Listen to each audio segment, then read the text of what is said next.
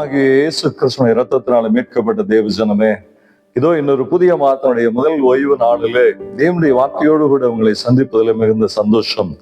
சகரியா தீர்க்கதரிசியின் புஸ்தகம் 8ஆம் அதிகாரத்திலே 15ஆம் வசனம் நமக்கு இப்படியாய் சொல்லுகிறது: அந்நாட்களில் எருசலேமுக்கும் யூதாவுக்கும் நன்மை செய்யும்படி திரும்ப நினைத்தேன், பயப்படாதீங்கள் என்று சொல்லி கர்த்தர் தீர்க்க தரிசனமாய் இந்த வார்த்தையை இஸ்ரவேல் ஜனங்களுக்கு பேசுகிறார்.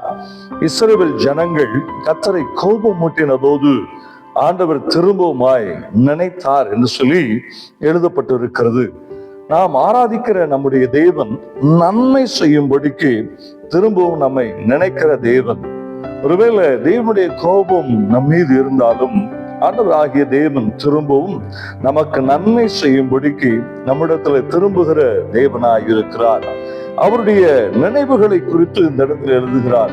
நன்மை செய்யும்படிக்கு நான் நினைத்தேன் என்று சொல்லி நம்மை குறித்து ஆண்டவருடைய நினைவு மிக பெரிதான நினைவாய் இருக்கிறது.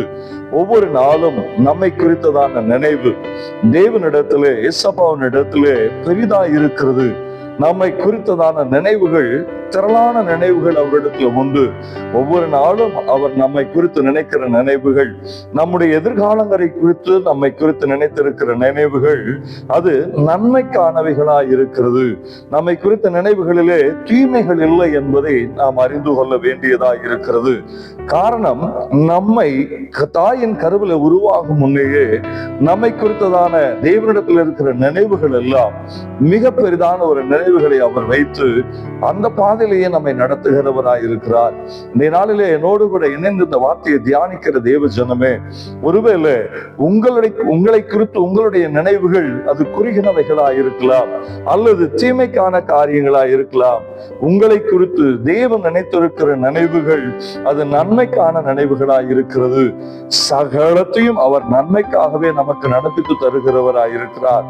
எந்த சூழ்நிலையில் பயணித்தாலும் சரி, நீங்க ஒரு நினைவை வைக்க வேண்டியது அவசியமாய் இருக்கிறது. தேவன் உங்களை குறித்ததான நினைவு அது நன்மைக்கான நினைவு. சரியான பாதையில உங்களை நடத்துகிறார், சரியான ஆசீர்வாதத்திலே கொண்டு வந்து நிறுத்துவார் என்பதில் எந்த சந்தேகமும் இல்லை. ஆகவே சோர்ந்து போக வேண்டாம். உங்களை நடத்துகிற தேவன் உங்களை குறித்து நினைத்திருக்கிற நினைவு அது நன்மைக்கான நினைவாய் இருக்கிறது. கவலைப்படாதீங்க, பயப்படாதீங்கன்னு சொல்லி எழுதி இருக்கிறார். பயப்படாதீங்க, அவர் நம்மை குறித்த நினைவு அது நன்மைக்கான நினைவு. ஜெபிப்போமா? சர்வ வல்லமையுள்ள தெய்வமே, சோர்வுகளை மாற்றி, எல்லா விதமான கவலைகளை மாற்றி, பயப்பட்ட காரியங்களை முழுவதுமாய் எடுத்து போட்டு எங்களை குறித்து நீர் நினைத்திருக்கிற நினைவுகள் அது நன்மைக்கானவைகள் என்பது இந்த நாளிலே நாங்கள் அறிந்து கொள்ளவும், அது சரியானது எங்களுடைய வாழ்க்கையில கொடுக்கும் என்பதை அறிந்து கொள்ளவும் கர்த்தர் கிருபை செய்யுங்க ராஜா. வனாந்தரத்திலே எங்களுடைய முன்னோர்கள் முற்பிதாக்கள் கோபம் மூட்டின போதும் என் தேவன் ஆண்டவரே அவர்களை கானான் என்கிற ஆசீர்வாதத்துக்கு நேராக வாக்கு பண்ணின அந்த வாக்கு தத்துவங்களை கொண்டு போய் நிறுத்தினது போலவே எங்கள் மேல கர்த்தர் வைத்திருக்கிறதான நன்மையான நினைவுகளில எங்களை நடத்துங்கன்னு சொல்லி ஒப்பு கொடுத்து ஜெபிக்கிறோம்ப்பா. என்னோடு கூட என்ன ஜெபிக்கிற அத்தனை பேருடைய வாழ்க்கையும் நன்மையான நினைவுகளில கொண்டு போய் சேர்த்து ஆசீர்வாதமான பாதையை சுதந்திரிக்க கர்த்தர் கிருபை செய்யும். எல்லா துதி கன மகிமையை நாங்கள் நமக்கு செலுத்துகிறோம். இயேசு கிறிஸ்துவின் நாமத்தினாலே நன்றி சொல்லி ஜெபிக்கிறோம் எங்கள் நல்ல பரிசுத்த பிதாவே. ஆமென், ஆமென். உங்களை குறித்தும் என்னை குறித்தும் தேவன் நினைத்திருக்கிற நினைவு அது நன்மைக்கானது. சோர்ந்து போக வேண்டாம். God bless you. God bless you.